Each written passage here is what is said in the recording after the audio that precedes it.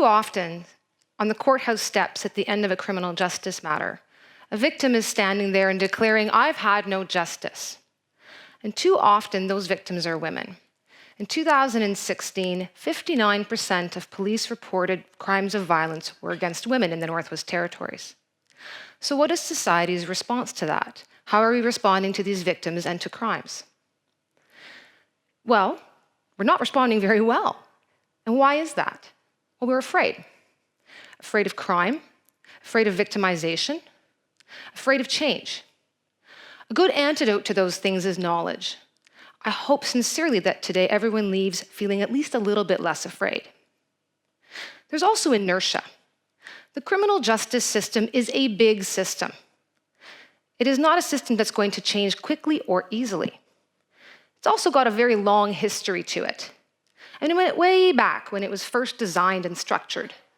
I'm pretty confident there weren't a whole lot of women involved in that structure or that design. But again, with a bit of knowledge behind us, we as society can be motivated to find ways to change, and to change the way that the justice system and we as society respond to criminal events.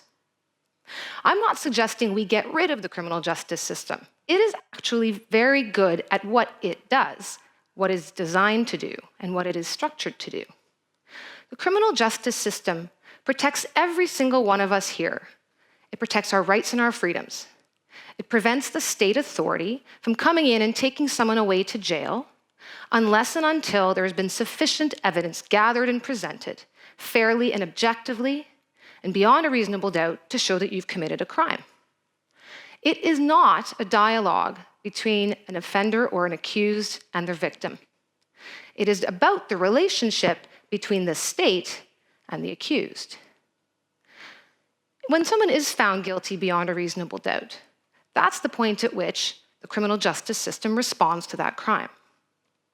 But even then, it is still not a dialogue. The victim now has an opportunity to become involved, if they choose, by submitting what's called a victim impact statement. So this is where you finally have that opportunity to come and say what has happened to you. Except it's still structured. It's still not a dialogue. If you fill out the form, you are actually asked guided questions in order to describe how crime has impacted on you, whether financially or emotionally or otherwise. But this is not an opportunity to reclaim any kind of control over how the story of what happened to you is being told. And it is not an opportunity to offer your views or opinions on what should happen as a response to the crime that was committed against you. Sentencing is something that is done to the offender. The sentence is imposed on the offender. It's not necessarily done with the offender either. But there are alternative ways that we can respond to crime within the justice system. We can have alternatives. We just have to make the choice to look for them.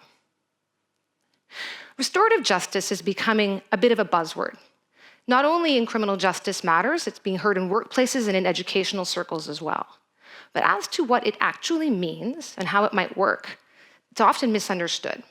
There's not a playbook that we can open up and suddenly know what the answers are going to be. But that flexibility is incredibly powerful, because now people who have actually been excluded from the structure of the criminal justice system may well have an opportunity to have their voices included. So women and others who may not be currently reflected in the structures of the justice system have a chance to look inside and say, well, what would I like to get from this, and what kind of responses would I like to see? So there's opportunity there. Restorative justice does at its core mean restoring relationships and restoring people who've been harmed by crime. I take that to mean that we're going to take the relationships that have been harmed, that have been damaged, sometimes only with the offender and themselves or their immediate family watching them go through this process. Take those relationships back and put them in the center of what's being responded to. And you're going to have to do that through dialogue, because you're going to have to ask those people who are involved exactly what is happening and what they need in order to have an effective response. And in order to do that, we can't just have it on the periphery of the criminal justice system, operated by volunteers or haphazard. We can do better than that. Have a facilitator, someone with the knowledge or the experience and the training, to truly engage with these participants so that someone who's been victimized by crime can join in this dialogue, in this relationship meaningfully and not vulnerably. So someone who's been victimized by crime may be feeling at a disadvantage. And indeed, for many women in particular and other marginalized groups, even before a crime, they were at a disadvantage in society. They weren't even starting from a point of equality. So before they're going to get into a conversation that is meaningful, that's going to make change in their lives and the lives of others, they need to be brought to a position where they see themselves as an equal participant. That's going to take some skill. We are going to need skilled people to help do that and to prepare the participants to engage in a dialogue. Once you've done that, let's make sure they're truly prepared, that they know what's expected of them, that they know what's going to be coming from the other party, and that they know what kind of outcomes they can have an influence on so that there's no mistaken expectations. And let's put our money where our mouth is. The actual dialogue itself. Why are the people who are in that dialogue not the ones structuring it and designing it? So if you feel, as someone who's been a victim of crime, that you would find your greatest source of strength and comfort outside and surrounded by trees, why can the dialogue process not then happen in that environment? Conversely, if you feel like you need a table to put down your notes and you want your conversation with the offender to be only through a structured question and answer format, well, why would we not allow that? Or perhaps you don't want to be in the same room as the offender at all. Well, you can be in a different room and a facilitator can move between you. That's called shuttle mediation. That can happen too. If you're an Indigenous person and you draw great strength from Indigenous traditions around dialoguing, you want an elder to help guide your conversation, well, why would we not let that happen? The people who have been victimized and left vulnerable should be the ones who re-empower themselves through the process of dialogue in an alternative system. That gives them back the power and shows them that we are meaningfully going to respect what they have to say and meaningfully respect their equality in that process. And that goes for offenders too. If you want to show an offender what it is to be respectful in society and to respect the words of other people, then start right now and give them an opportunity to have their voices respected and heard as well. Perhaps at this point you're wondering about, well, what about the outcomes? How is this going to actually affect anything?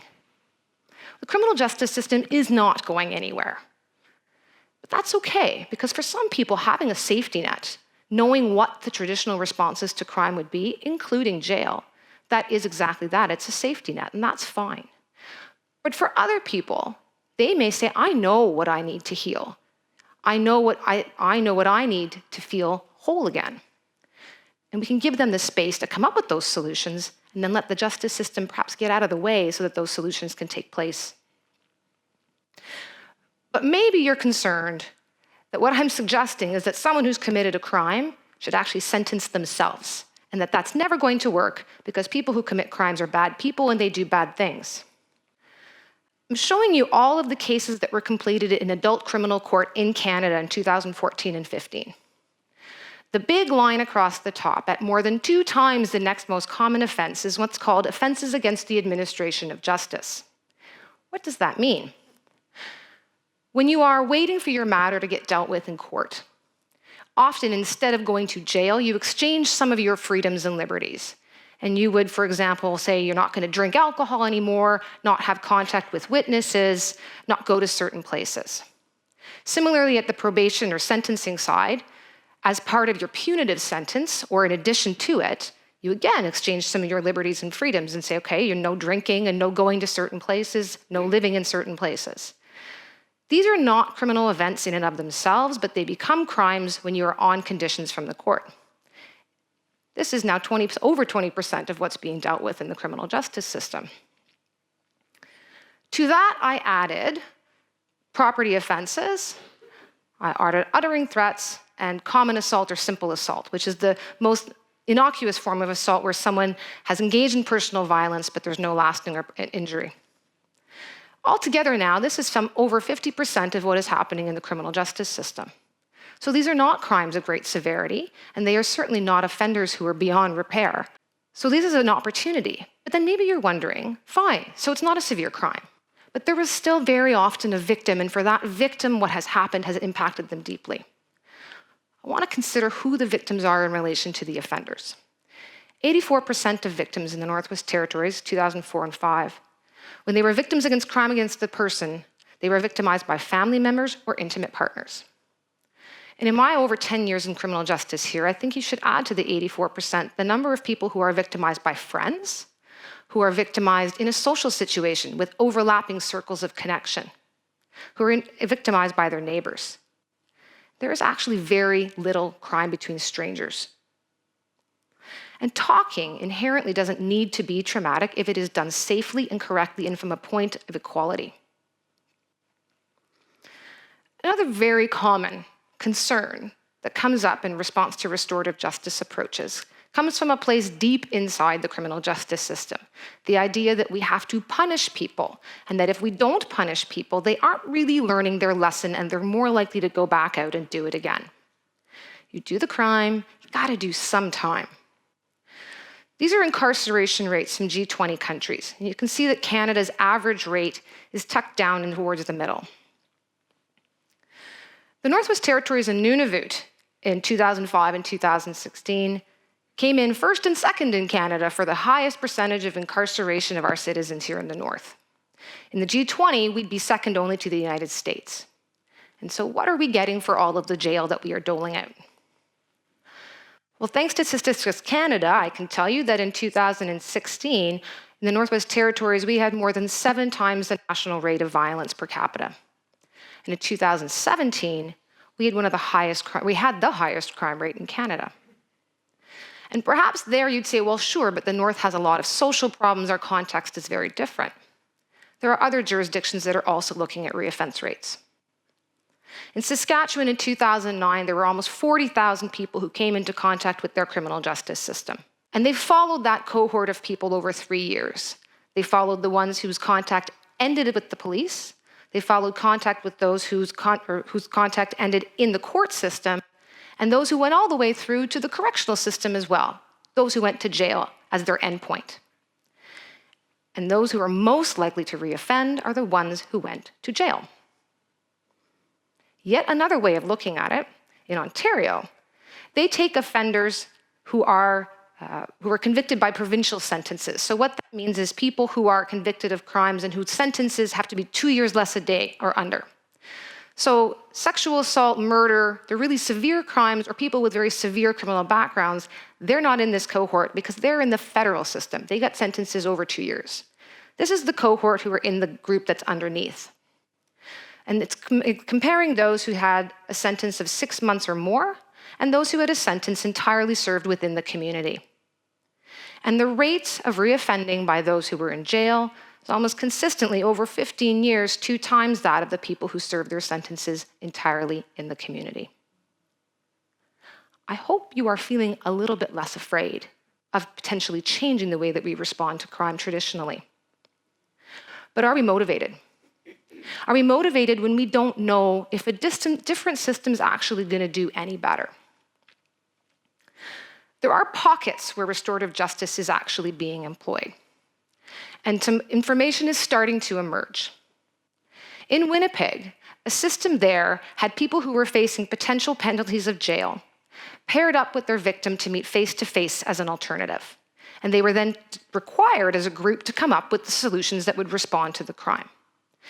They followed offenders who went through the restorative process and compared them to offenders with a similar crime and with a similar criminal background. And year over year, there was a significant difference. And it was those who went through the traditional criminal justice system who were more likely to reoffend. And the gap in between them grew year over year. Correctional Service of Canada has also done research, and they've in fact gathered together literature reviews from around the world. It's not just about the offenders.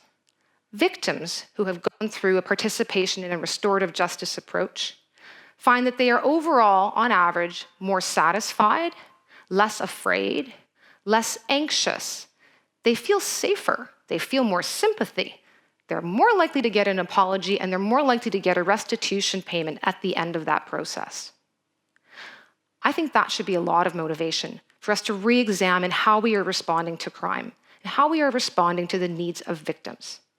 If we do that, I think we'll have a better justice system, I think we'll have a better justice system that responds to the needs of women, people who are not right now seeing themselves reflected in the justice system, and giving us a sense of justice that we expect and that we deserve.